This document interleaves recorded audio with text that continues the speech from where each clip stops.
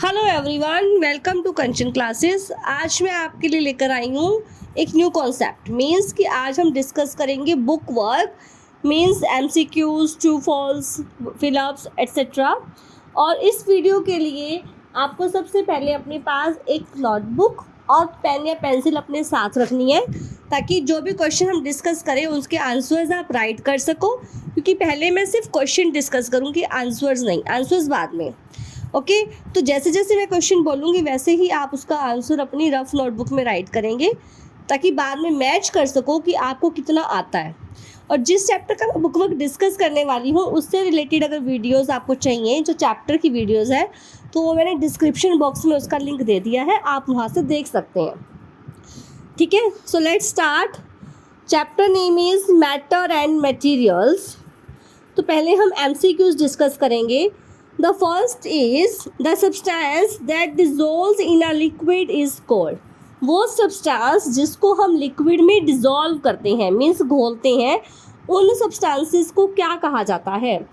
Options है solute, solution, solvent, mixture. Next, wood is an example of. Wood means लकड़ी, वो किसका example है? सॉलिड, गैस, लिक्विड या none of this. None of this means कि इनमें से वो कुछ भी नहीं है। Clear? Next, which of the following is soluble in water. जो आपके पास ऑप्शंस है, इनमें से कौन वाटर में सोल्यूबल है? ऑप्शंस है rice, pebbles, sand, sugar. Next question is which of the following is an example of solution. इनमें से सॉल्यूशन का एग्जाम्पल कौन सा है? सॉल्यूशन आपको पता ही है किससे मिलकर बनता है, सॉल्यूट प्लस सॉल्वेंट। तो इसमें आपको बताना है कि सॉल्यूट और सॉल्वेंट के मिक्स होने से जो सॉल्यूशन बना है वो सॉल्यूशन कौन सा है? ऑप्शंस हैं salt, water, sugar, sweet milk. Next, an insoluble substance among the following is. जो ऑप्शंस है इनमें से ऐसा कौन सा सब्सटेंस है जो इनसोल्यूबल है? इनसोल्यूबल मीन्स कि वो घुलता नहीं है, एज इट इज रहता है। Options sugar, salt, sand, lemon drops. Lemon drops means नींबू के कुछ रस की बूंदें। नेक्स्ट, इन लेमन वाटर वो लेमन इज कि जो लेमन वाटर है, उस लेमन वाटर में लेमन क्या है? सॉल्यूट है, सॉल्वेंट है, सॉल्यूशन है या सब कुछ? Next, the gas soluble in water is. Water में कौन सी गैस सोल्यूबल है? Oxygen, CO2, nitrogen, both A and B। Next question is when sugar is dissolved in water the volume of water। कहते हैं जब शुगर को हम water में dissolve करते हैं तो क्या होता है? जो वॉल्यूम है वाटर का उस पर क्या असर पड़ता है? वो इंक्रीज बढ़ जाता है, डिक्रीज कम हो जाता है, रिमेन सेम, सेम का सेम रहता है, या फर्स्ट इंक्रीजेस कि पहले बढ़ता है एंड देन डिक्रीजेस, फिर घट जाता है, कम हो जाता है। Next, which of the following exist in gaseous form. जो ऑप्शंस हैं आपके सामने, इनमें से कौन गैसियस फॉर्म में है? Question number 10, which of the following substances can not dissolve in water. जो आपके पास ये सब्सटेंसेस है, इनमें से किसको हम वाटर में डिजोल्व नहीं कर सकते? Options chalk, sugar, coffee, salt. ये ऑप्शंस है। पहले मैं आपको इन MCQs के आंसर बता रही हूँ। फर्स्ट क्वेश्चन था the substances that dissolve in a liquid is called solute. Answer is solute. Next, wood is an example of solid. Third, which of the following is soluble in water. Water में क्या soluble है? Sugar. Fourth, which of the following is an example of a solution. Solution का example क्या है? Sweet milk. वो solution क्यों है? क्योंकि मिल्क के अंदर शुगर को ऐड करने से वो स्वीट मिल्क बन गया। ठीक है।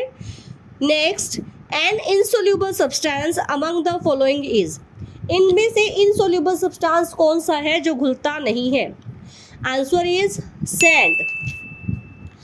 The gas soluble in water is, water में ऑक्सीजन भी डिसॉल्व हो जाती है और CO2 भी हो जाती है, तो इसका आंसर है both A and B।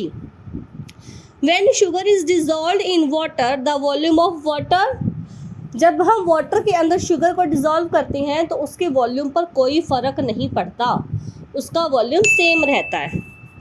Next, which of the following exist in gaseous form, तो इनमें से कौन है जो गैसियस फॉर्म में है? ऑक्सीजन, ऑक्सीजन गैसियस फॉर्म में है।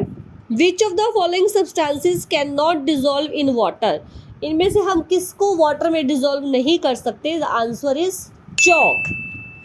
अब मैं आपसे कुछ फिलअप्स डिस्कस करने जा रही हूँ। First is liquids have definite dash, liquids का क्या डेफिनेट होता है? वॉल्यूम, क्योंकि उनकी शेप तो चेंज हो जाती है, जिस भी कंटेनर में डालते हैं उसी कंटेनर की शेप ले लेते हैं, तो इसलिए उनका वॉल्यूम क्या होता है? डेफिनेट, वॉल्यूम पे कोई चेंज नहीं आता। Next, water changes into dash on heating, जब हम वाटर को हीट करते हैं तो वो किस में कन्वर्ट हो जाता है? वाटर वेपर्स में।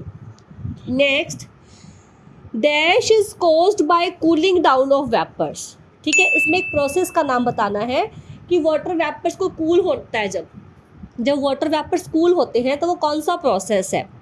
कंडेंसेशन।